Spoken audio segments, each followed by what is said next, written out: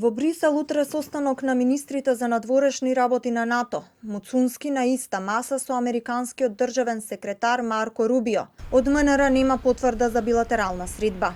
Во време на трговска војна меѓу ЕУ и САД, неусогласеност меѓу европејците и американците на глобалната сцена и војна во Украина, Марко Рубио денеска пристигнува во Брисел на дводневен состанок со шефовите на дипломати и на членките на воената алијанса. Според најавите, фокусот на НАТО состанокот ќе биде зголемување на трошоците за одбрана на сојузниците и продолжување на поддршката за Украина. Во Брисел ќе присуствуваат и украинскиот министер за надворешни работи Сибига и високата представничка на ЕУ за надворешна политика и безбедност Каја Калас. Шефот на дипломатијата Муцунскиот денеска веќе е во посета на Брисел, според нашите информации.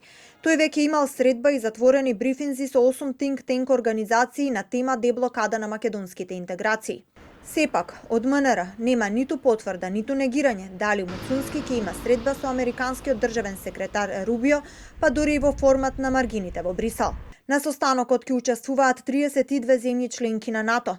Но засега нема информации ниту дали Муцунски ќе има средба со некој од министрите, но и со шефицата на европската дипломатија Каја Калас.